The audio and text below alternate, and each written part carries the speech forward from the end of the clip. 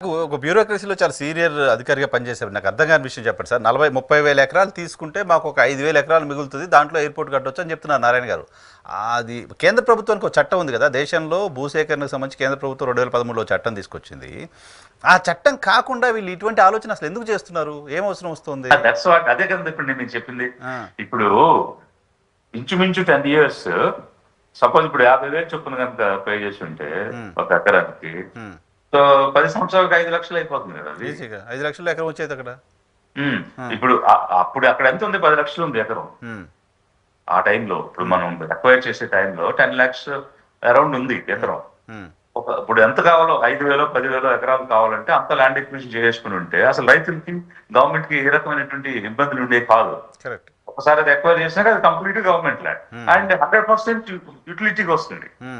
100% utility. అవును, యూటిలిటీలోకి వచ్చేస్తుంది, తిరిగి ఇచ్చేది ఉండదు కాబట్టి అందులో. అదొక వైపు.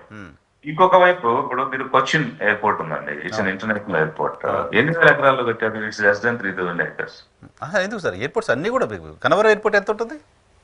సరే, గన్నవరం అంటే కొంచెం చిన్నది అనుకున్నాం. హైదరాబాద్ ఎయిర్పోర్ట్కి నేను మొన్నప్పుడు చెక్ చేస్తే హైదరాబాద్ ఎయిర్పోర్ట్కి 5,000 ఎకరాలు మనం అక్వైర్ చేస్తే ఇప్పుడు యూటిలిటీలో ఉంది 1,500 ఎకరాలే. అదే కదా, దానికి 40,000 దేనికి?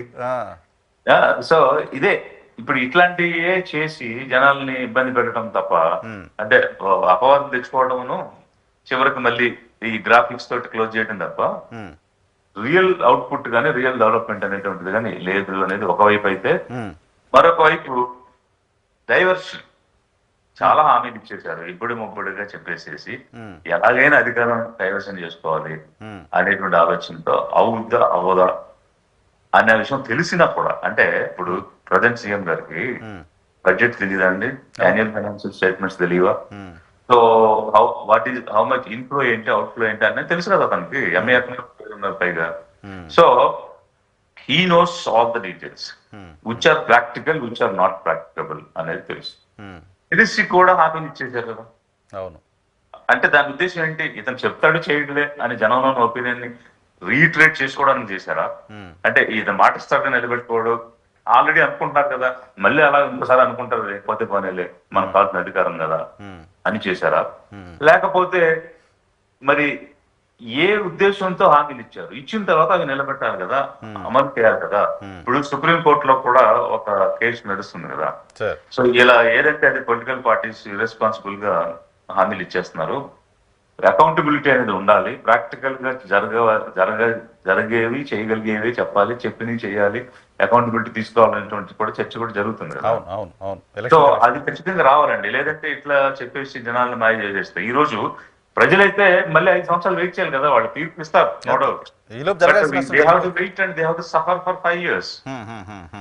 ఇప్పుడు మీకున్న నాలెడ్జ్ ప్రకారం ఇప్పుడు ఆ 33,000 ఎకరాలు తీసుకున్నారు, సరే రైతులు ఈ ప్రభుత్వం నుంచి అక్కడ రాజధాని కడుతుందని అనుకుంటున్నారు. ఆ 33,000 ఎకరాలు ఇచ్చిన రైతులు ఇప్పటిదాకా బాధితులుగా ఉన్నారు, వాళ్ళు బెనిఫిషరీస్గా మారాల్సిన అవసరం ఉంది. వాళ్ళని మార్చాల్సిన సందర్భంలో అక్కడ అటువంటి పనులన్నీ జరుగుతున్న సందర్భంలో మళ్ళీ 44,000 ఎకరాలు తీసుకోవడం అంటే ఇప్పుడు వీళ్ళకి న్యాయం చేస్తారా లేదా? వాళ్ళది అసలు వాళ్ళ భవిష్యత్తులో అక్కడ 44,000 ఎకరాలు పూల్ చేస్తే అక్కడ పరిస్థితి ఏంటి? ఈ గందరగోళం ఇప్పటికే భూములు ఇచ్చిన 29 గ్రామాల రైతుల్లో కూడా ఉన్నట్లుగా వింటున్నా. You are very right. ఇప్పుడు ఒక పక్క ఏమో గన్నవరం ఎయిర్పోర్ట్ లో న్యూ టెర్మినల్ బిల్డింగ్ కడుతున్నారు. సో ఆ బిల్డింగ్ మొదలుపెట్టు 2 సంవత్సరాలు దాటిపోయింది, 2-3 సంవత్సరాలు ఉంటుంది ఇంచుమించు. ఇంకో సంవత్సరానికి అది కంప్లీట్ అవ్వదు. మరి సపోజ్ అది ఇంటర్నేషనల్ ఎయిర్పోర్ట్ కింద టెర్మినల్ కింద కట్టుతున్నారు, దీన్ని ఏం చేస్తారు? మరి పక్కన ఇంకొక ఎయిర్పోర్ట్ కట్టి దాన్ని ఏం చేస్తారు? అసలు ఇక్కడే ఎయిర్ ట్రాఫిక్ లేదు, సో సఫిషియెంట్ సరిపడే అని ఇప్పుడు ఆయన ఎక్స్ మినిస్టర్ గారే మాట్లాడారు కదా. సో అట్లాంటి సిచ్యువేషన్ లో మళ్ళీ కొత్త ఎయిర్పోర్ట్ అని ఇట్లా ఎందుకు గందరగోళం చేయడం? ప్లస్ అక్కడ ఉన్న వాళ్ళు, అక్కడ సెటిల్ అయిన వాళ్ళు, మా పరిస్థితి ఏంటో, మా లైఫ్ ఏమైపోద్దు అని వాళ్ళని భయపెట్టడం, ఇక్కడ ఇంకో చోట హైప్ క్రియేట్ చేసి అక్కడ ఒక రియల్ ఎస్టేట్ బిజినెస్ చేయడం. ఆల్రెడీ చాలా అపవాదులు ఉన్నాయి. ఇది ఇప్పుడు పలానా చోట వస్తుందని అనౌన్స్ చేయడం, అక్కడ ముందుగానే భూములు కొనుక్కోవడం, ఆ తర్వాత యాక్టివిటీలో వాళ్ళు దాన్ని బెనిఫిట్ రీప్ చేస్తారు అనేది ఆల్రెడీ హైదరాబాద్ లో జరిగింది, అమరావతిలో జరిగింది అనేటువంటి కేసులతో సహా ఎదుర్కొన్నటువంటి పార్టీ ప్రభుత్వాలకి. అవును, మళ్ళీ అదే సిస్టమ్ ని కొనసాగించడానికి మీరు మాట్లాడుతున్నారని అంటే ప్రజలు ఆలోచించాలి. ప్రజలు ఏ మేరకు నమ్మాలి ఈ మాటలన్నీ? ప్రజలు ఎంతవరకు వీళ్ళు ఇప్పుడు ఇచ్చిన మాటలే హామీలు నెరవేర్చిన వాడు రేపు ఇది చేస్తాం అది చేస్తాం అంటే చేస్తారా లేదా అని ప్రజలు ఆలోచించాలి. దాని మీద ఒక అసెస్మెంట్కి రావాలి.